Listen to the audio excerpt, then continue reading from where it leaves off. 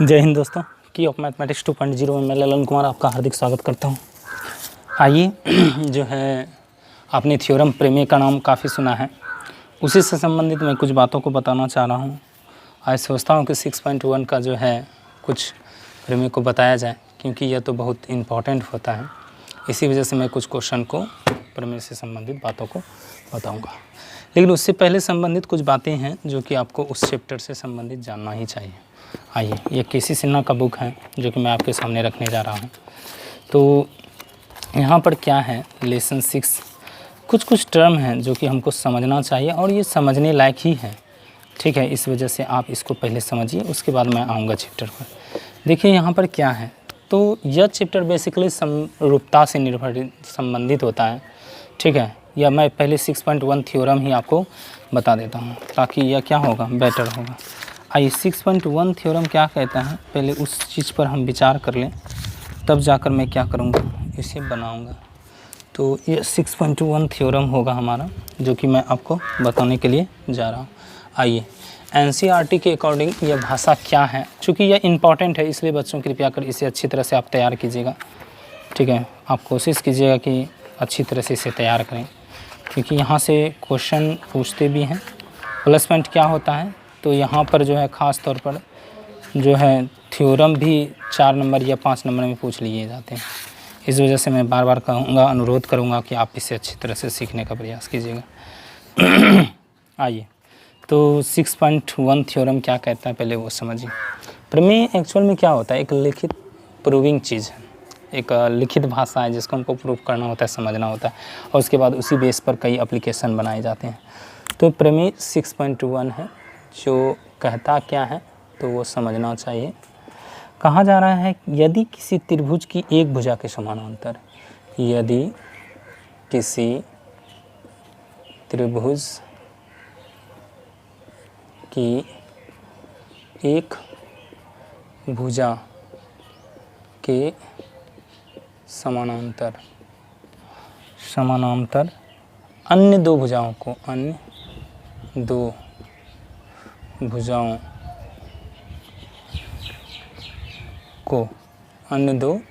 को भिन्न भिन्न बिंदुओं पर, भिन्न भिन्न बिंदुओं पर प्रतिच्छेद करने के लिए,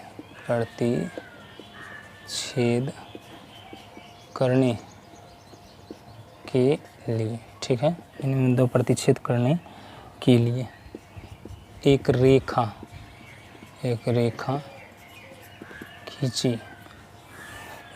खींची जाए, तो अन्य दो भुजाएं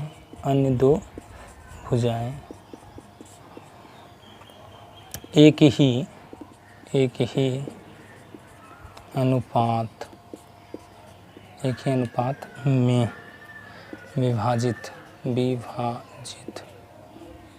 विभाजित हो जाती है। यही इसका थ्योरम है, जिसे कि हमको लैंग्वेज के आधार पर प्रूफ करना होता है। आइए, इसे प्रूफ करने के लिए सबसे पहले कर क्या सकते हैं, तो यहाँ पर क्वेश्चन था, यदि किसी त्रिभुज की एक भुजा के समानांतर अन्य दो भुजाओं को भिन्न भिन्न बिंदुओं पर प्रतिच्छेद करने के लिए एक रेखा खींची जाए, तो ये अन्य दो भुजाएं एक ही अनुपात में विभाजित होता है। इसी को हम थेल्स प्रमेय भी कहते हैं। क्या कहते हैं? थेल्स प्रमेय भी कहते हैं, या इसी को सिंपली क्या कहते हैं, प्रमेय 6.1। आपको दोनों में से कोई भी नाम दे सकता है, या इसी को समानुपातिकता प्रमेय भी कहते हैं। समानुपातिकता प्रमेय क्या कहते हैं, इसको समानुपातिकता प्रमेय। चलिए देख लेते हैं, इसको और भी अदर नेम दिया जाता है, इसको कहते हैं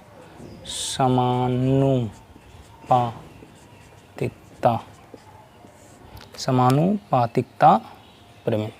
ये सब इसी का नाम है, ठीक है। तो ये जो है, ये सारा इसी का नाम है।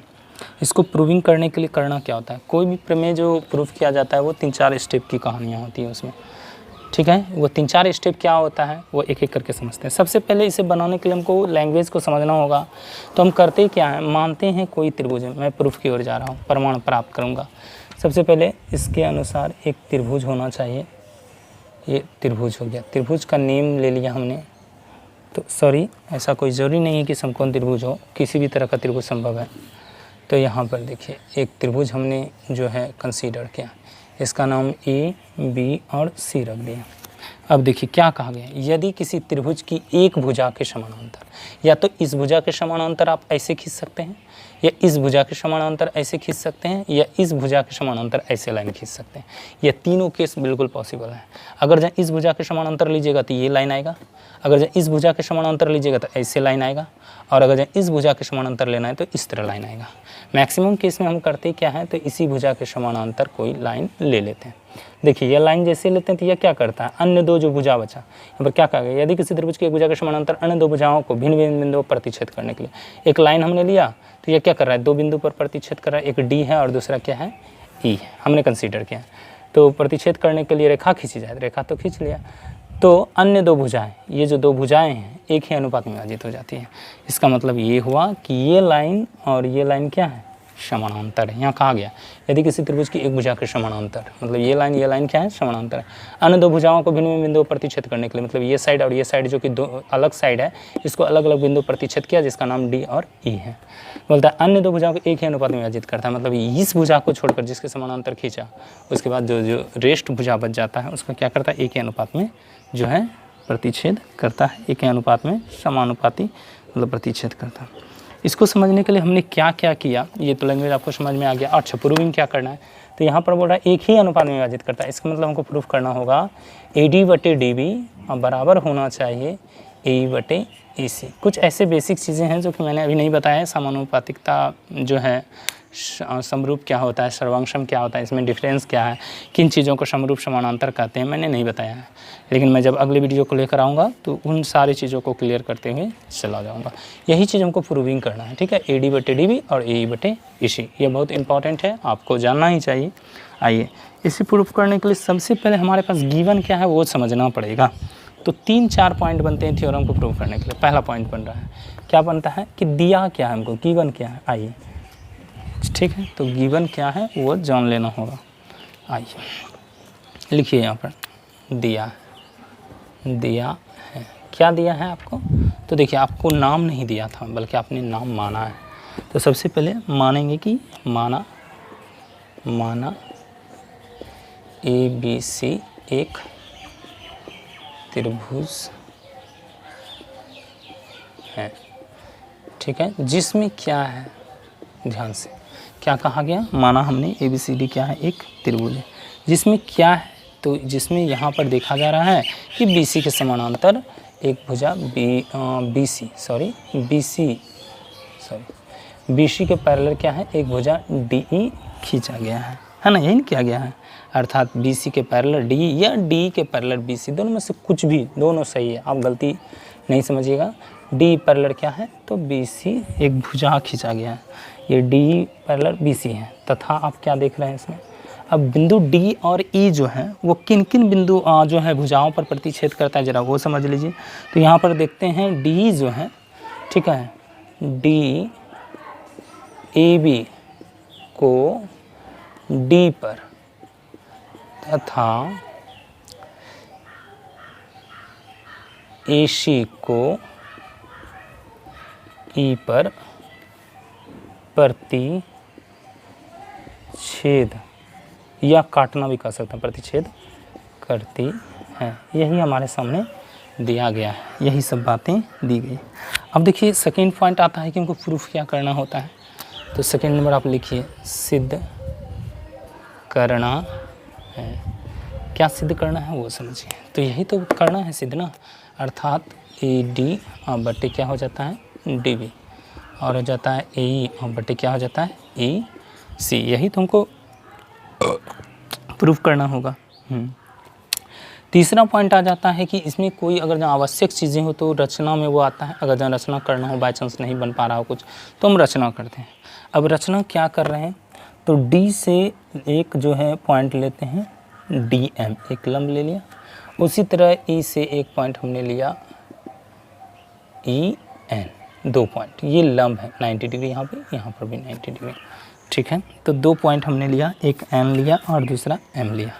अब देखिए रचना में हम करेंगे क्या, तो हमने जो किया है वही तुमको लिखना है, अर्थात यहाँ पर लिखना होगा ई एन। देखिए ई एन लंब किस पर है, तो पूरे साइड पर ई एन लंब है ए बी पर, तथा डी एम लंब ए सी खींचा। बस इतना ही काम किया हमने, ठीक है। रचना आवश्यक है, इस वजह से रचना करना पड़ रहा है।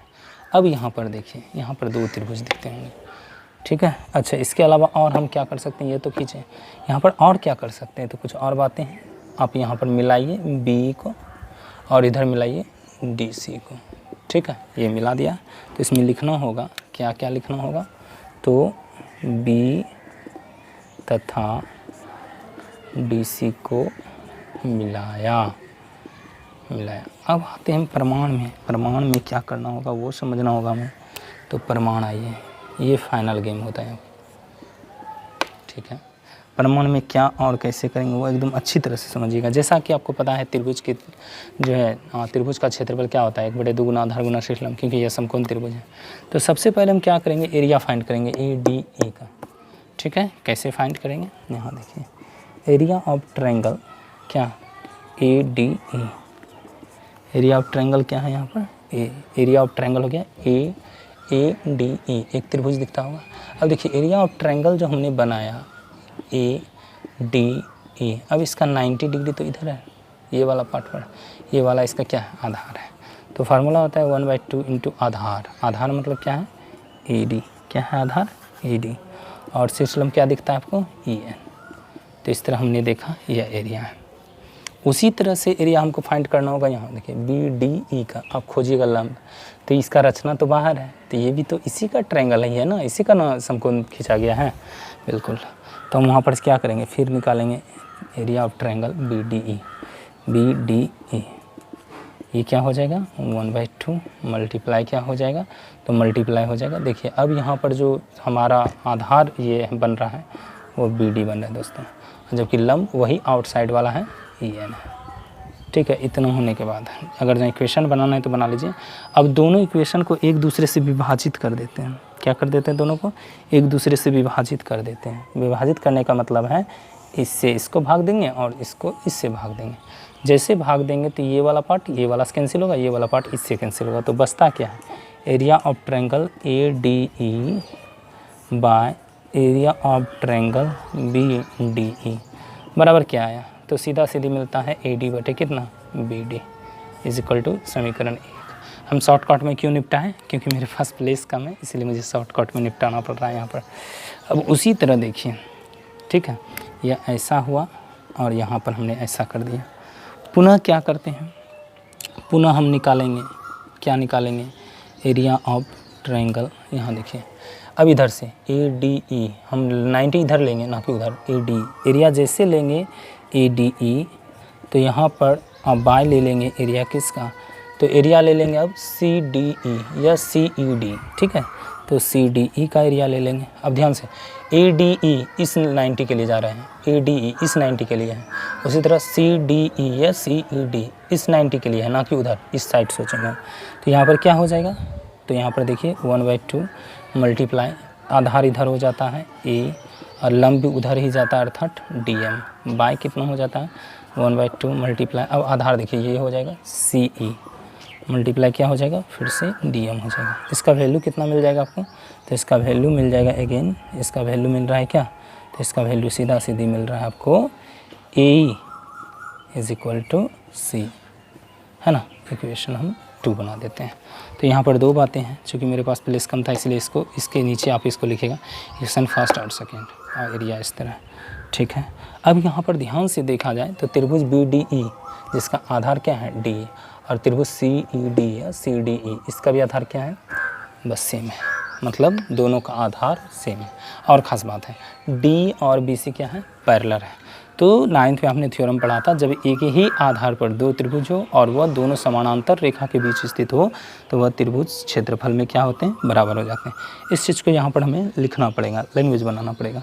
लैंग्वेज बनाते हैं हम, देखिए चूँकि इसके नीचे आपको लिखना है, चूँकि त्रिभुज बी डी ई एवं त्रिभुज CDE एक ही आधार D एवं समानांतर रेखा D पैरेलल BC के बीच स्थित है ना। हमने क्या लिखा, तो जो है BDE एवं CDE एक ही आधार D दोनों DE पर स्थित है एवं समानांतर रेखा D पैरेलल BC के बीच स्थित है। इसलिए इसका क्षेत्रफल क्या हो जाएगा, तो बराबर हो जाएगा BDE बराबर हो जाएगा एरिया CDE के। ये क्षेत्रफल बराबर जब हो जाएगा, ये क्षेत्रफल बराबर हो गया, तो अब देखिए यहाँ BDE है, इसके प्लेस पर आप क्या कर सकते हैं, CDE को पुट कर सकते हैं। नहीं तो नीचे वाला इक्वेशन देखिए CDE है, इसके प्लेस पर आप BDE को पुट कर सकते हैं। जैसे पुट कीजिएगा दोस्तों, ये और ये आपस में बराबर हो जाएगा। जब ये दोनों आपस में बराबर हो जाएगा, इसके वजह से क्योंकि BDE बराबर है एरिया ऑफ ट्रायंगल्स CDE, तो BDE को हटाकर हमने CDE फिट किया। ऊपर वाला तो कॉमन था ही ऑलरेडी, और नीचे वाला कॉमन हो गया, तो दोनों बराबर हो गया। जब LHS बराबर होता है तो RHS भी क्या हो जाएगा, बराबर हो जाएगा दोस्तों। अर्थात समीकरण, इसको भी समीकरण 3 बनाइए, समीकरण 1, 2 एवं 3 से, ठीक है। क्या हो जाएगा अब, तो यहाँ पर मिल गया हमको AD/BD और AD/ क्या हो जाएगा, DB लिखिए, इसको ज़्यादा बेटर होगा। DB = क्या हो जाएगा, तो E/AC। इस प्रकार हमने इसे क्या कर दिया, प्रूफ कर दिया। तो ये जो है थ्योरम 6.1 था। यदि कोई प्रॉब्लम हो तो कृपया कर मुझे कमेंट करें, लाइक करें, शेयर करें, ज़्यादा से ज़्यादा दोस्तों तक फैलाएं, और कोई क्वेरी हो तो कृपया कर मुझे पूछने का प्रयास करें। इस वीडियो को देखने के लिए आपको बहुत बहुत धन्यवाद। बाय बाय दोस्तों।